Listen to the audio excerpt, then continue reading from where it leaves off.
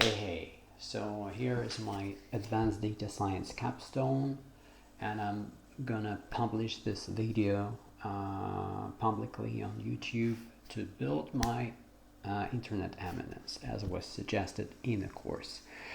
So in this project, in my capstone, what I wanted to do is to look at the statistics of fitness wearables to identify how much people commit, or rather how their commitment changes, whether improves or decreases with buying, with purchasing and starting using the wearable device. And unfortunately, it's impossible to find any data from manufacturers on that, especially if we want to mix the data from different manufacturers. That would definitely not be viable, and even in anonymized form. So what I decided to do is to generate some synthetic data, and in it I use some hypotheses, and take it with a grain of salt. It might be biased, but to identify the coefficient of, and that coefficient is used in calculating the number of times that users exercised with a wearable 1 year after buying and starting wearing the wearable. And we compare the 1 month, 3 weeks after 1 month of buying a wearable, and after 1 year, 3 weeks after 1 year of buying a wearable. And I decided to use 3 weeks in the beginning of that interval and in the end, because otherwise it might not be very accurate, as people, if it's just 1 week in the beginning and in the end, right after buying, and 1 year after wearing it, that would not be very accurate. That week a person might be on vacation, a person might be ill, or there are multiple different conditions, multiple different circumstances which might prevent someone from training. So I decided to go for 3 weeks, take an average, 3 weeks in the beginning to 3 weeks in the end. So the number of training sessions in the end were dictated by the coefficient, and that coefficient, as I decided to introduce some correlation, it was related to age, training before, whether the person trained before or not, whether that person smoked, whether they used a lot of alcohol, and whether what their body on what their body fat level was. Again, everything that I have in the data set use some degree of randomization. So even when there is correlation, here is the data set, by the way, it's in CSV file in the same repository. Even when there is correlation between different features, it's not that intuitive, and I wanted that by design to see whether the model will be able to handle it well. So for example, if we have the body fat feature, and I synthetically generated with taking the gender and training before flag feature into account, it's still not a fixed number. So body fat, even if it's female and trained before, it'll be in a wide range. There is a randomization here, and the same goes for other things. And even the number of sessions with a coefficient that I already mentioned, it's not just the coefficient, it's also with a degree of randomization. Right. Let's get to the next one, which is data exploration. So after I generated the let me reload the page, it's a fluke. Yeah, after I generated that CSV, and I used NumPy, standard random library, Python library, and Faker, which helped me a lot. So after that, I decided to plug in pandas, because I think it's the easiest way to work with tabular data in Python. and visualization with Matplotlib and Seaborn to explore the data further and see what can be improved about it. Right, so this is how the data frame, if we try to display it in the notebook, this is how it looks. Then what I needed is to calculate the labels, right? Because in the original data set we didn't have any labels, and to calculate them I would use all those number of sessions, 3 weeks after 1 month of training, or buying the gadget, the wearable, and 1 year after buying it. And I use that as a measure with a 75% threshold to add a label. So here, and I call that label sticklers. And you can see that we have all these sessions. We still have all these session columns, but we also have stickler in the end, which identify whether the person still commits on the same level to sports, to training, as they committed 1 month after buying the wearable. Right, after that I cut the original data set into features and labels, and let's look at them. So as you can see, we don't need those numbers of sessions. The average that I calculated over 3 weeks in the beginning and 3 weeks in the end of the period, and this is all redundant for the features, so I removed it using iLock operation on the data frame. Then the same goes for labels. We just need 1 column to the very last Boolean column to understand whether a person is a stickler or not. You can see it here as an example, and let's also count as part of the data exploration. I think it's important to understand whether the data set is balanced, because I used all those sorts of randomizations as thresholds. Let's see how balanced our data is, and truth is it's not. We have about 2,000 sticklers on average. I tried to regenerate it multiple times, and about 1,000 non-sticklers, so it's 2 to 1, and there is a degree of imbalance in the data set, as you can see. I also tried to look at some specific features. For example, when generating the data set, I intentionally created more users or more profiles within the 25 to 45 age group, comparing to 18 to 25 and 45 to 65. You can see it here in the picture, even though it's not very intuitive, because you can see that all those bars are very high as well for 18 to 25, but it's just because this is a very narrow age interval or age span here. And yeah, if you just take sum it up, 18 to 25 and then 25 to 45, you'll understand that there are a lot more people in the second group. Right, the gender, it was pretty much random without any dependency on anything else. I thought it just doesn't make sense to introduce it any, so as you can see, it's well balanced around gender.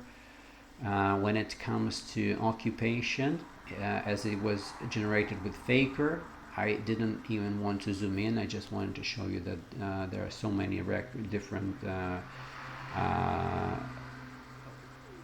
different records for occupation. They do not really repeat much, so Faker does a really nice job at spreading those values evenly. And here some other things like alcohols times a week and smoking.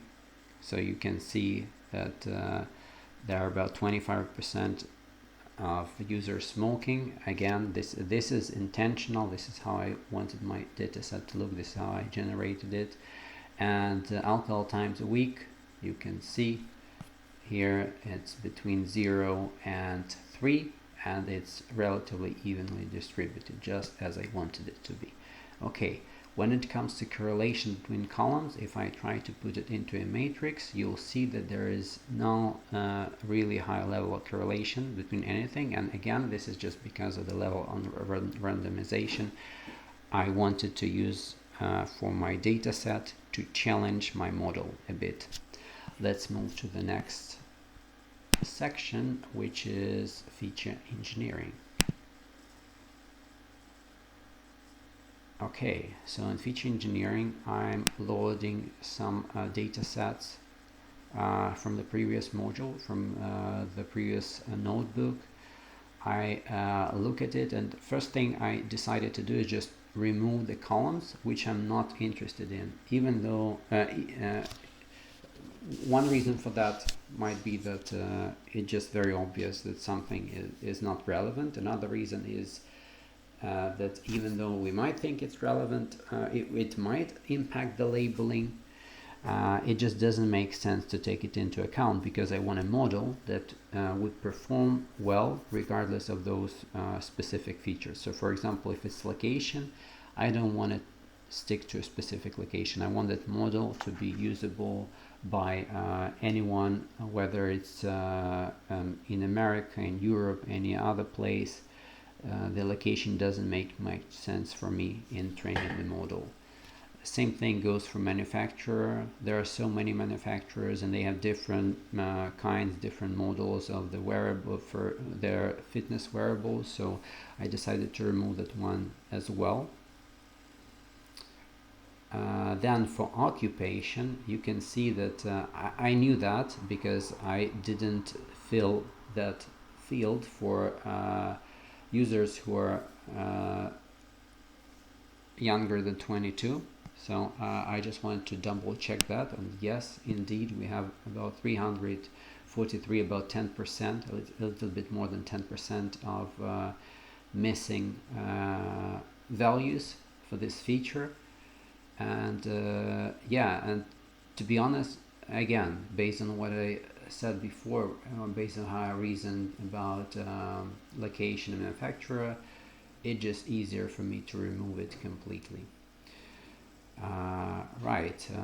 Then before we can move on with identifying and defining our model, we needed to make sure that our features are properly encoded.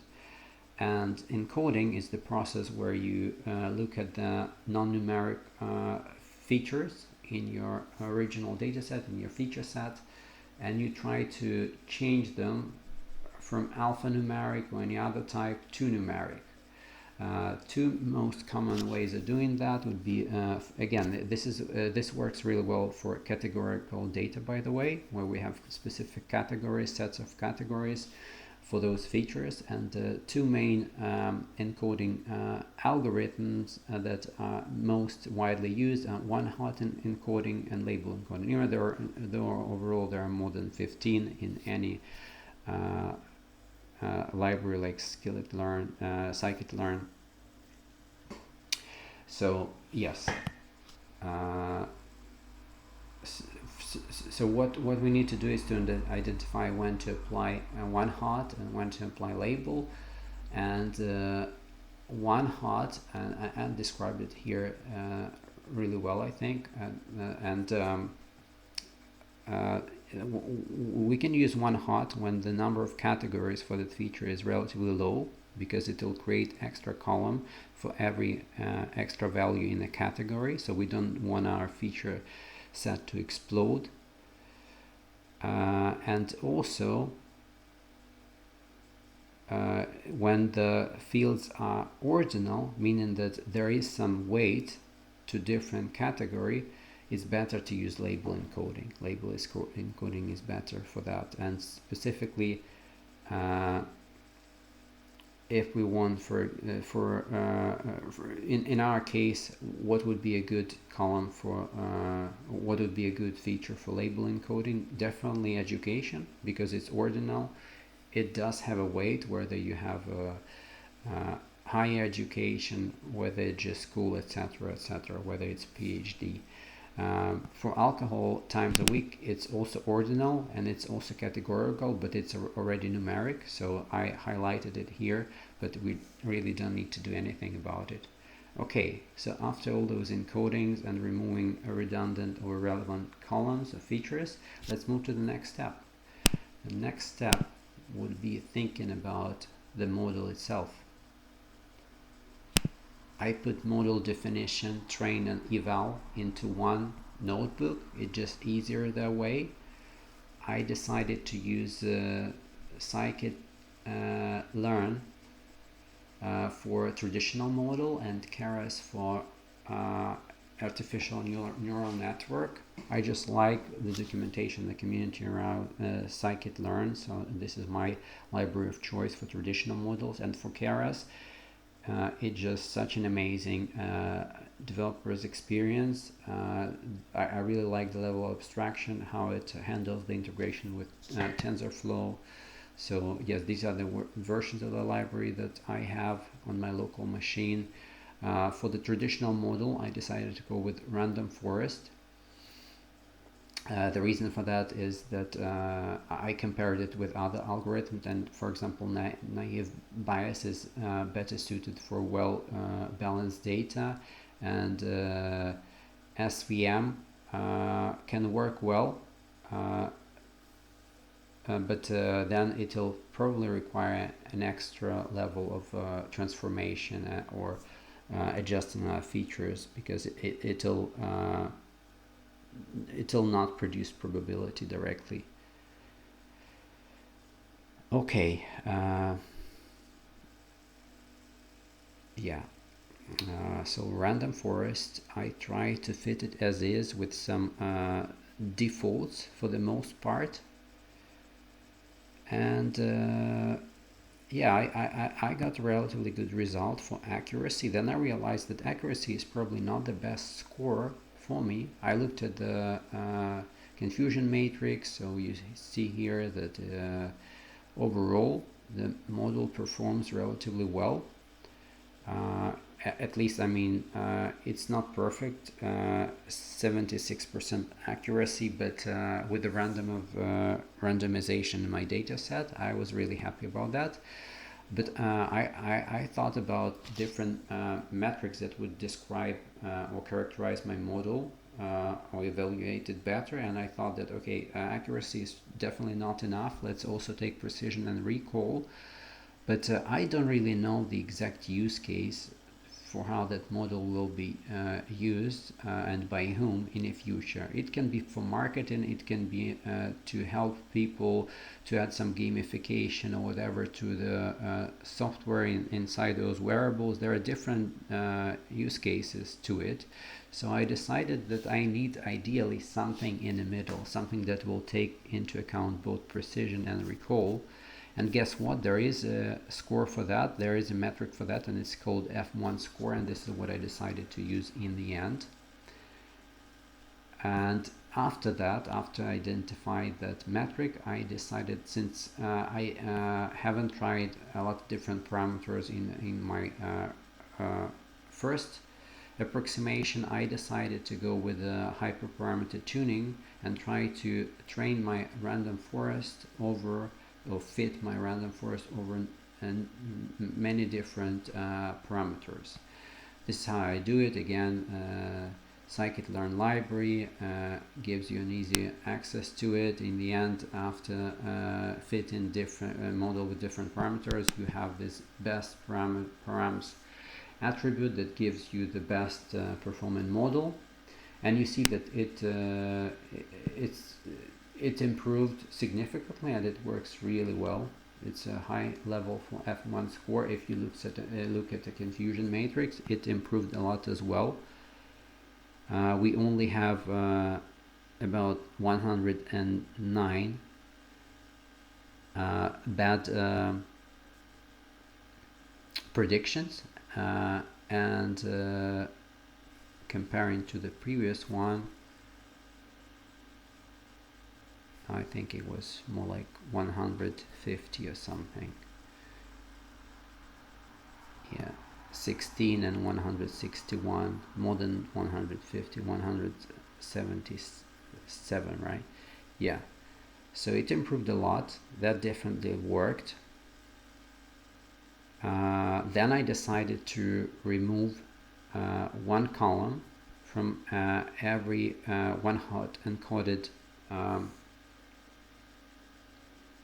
set of columns, set of features. That helps with the dummy variable trap, where one column is highly dependent on the other. And I tried to retrain my model. That helped a bit, but of course the difference wasn't as significant as with the hyperparameter tuning. Okay, let's move to deep learning. I used Keras. What's more, I decided to also use hyperparameter tuning to tune my Keras classifier, and there is an easy way to do that. I use the same interface that I use for scikit-learn for traditional model. There is a wrapper around Keras to make it work in a very similar way. The Keras model structure itself doesn't change. I just have two layers. The inner level has activation ReLU. This is the most common activation function for the hidden layers, and then the output layer has sigmoid activation. Again, this is a very common model neural network architecture for the kind of classification problem that I'm trying to solve.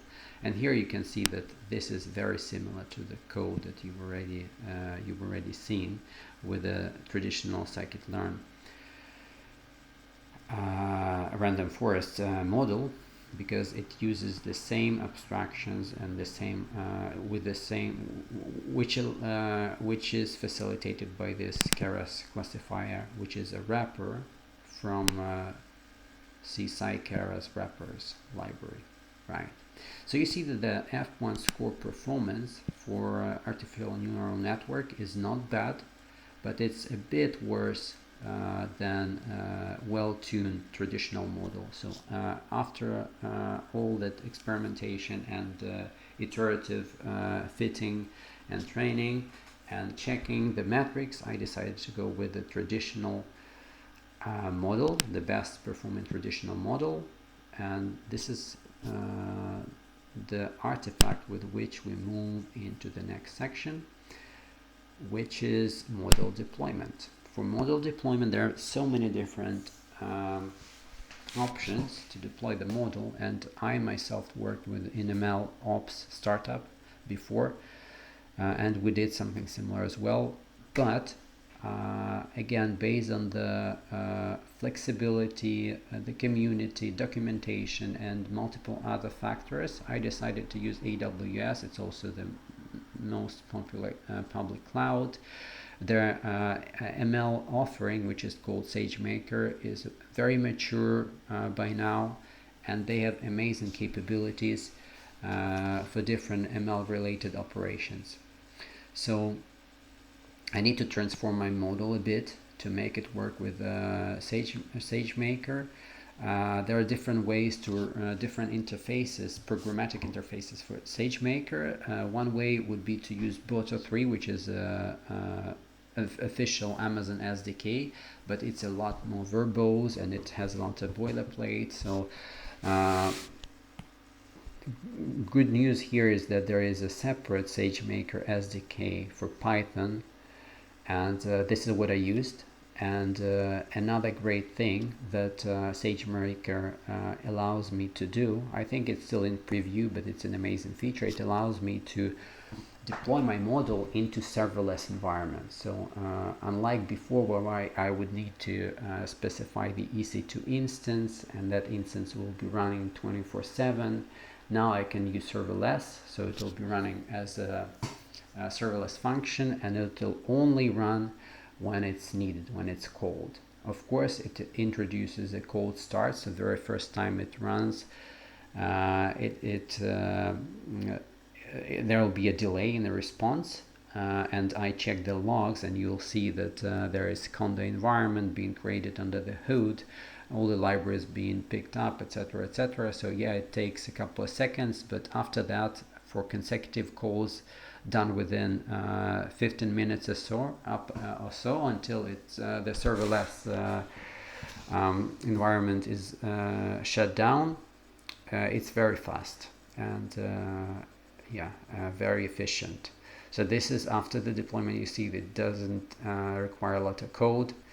After the deployment in the AWS web console, this is how it looks. There is a this SageMaker scikit-learn endpoint that you can call, and here I'm actually calling it.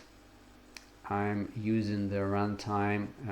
You see here I'm using Bota client library. So it's not a SageMaker SDK any longer, and I use the invoke endpoint method to call that endpoint with three different features, three first features we have, and then I compare it. So it's a remote prediction versus the local prediction, just using the model that I have as stored here in the notebook. And as you can see, the output is 101, which is true, false, true, and the output of the prediction, local prediction, is true, false, true. So it's identical. It all worked perfectly well. If we look at the architecture overall, just to reiterate it, this is how it looks. So we might have a data engineer who would work on data generation or data extraction, ETL processing. Then we'll have data exploration. That can be a task for both, for data engineer and data scientist, depending on the complexity of it. Then there will be a feature engineering step for data scientists for the most part. Model definition, training, evaluation, again for data scientists, and this is iterative. This is exactly what we did with hyperparameter tuning and changing the features, removing the one-hot encoding trap. And then the model deploy notebook, again it's for data scientists and infra engineer maybe, who would have access to that cloud environment to put it in production. In our case we use SageMaker, and the code that I showed you with Bota, it can be easily wrapped with AWS Lambda, for example, if you want some extra security harness or adjust it further, adjust your requests and responses. So the user would be calling the Lambda and the Lambda will be calling the SageMaker. But the SageMaker endpoint can also be called directly. Okay, thank you. That's it.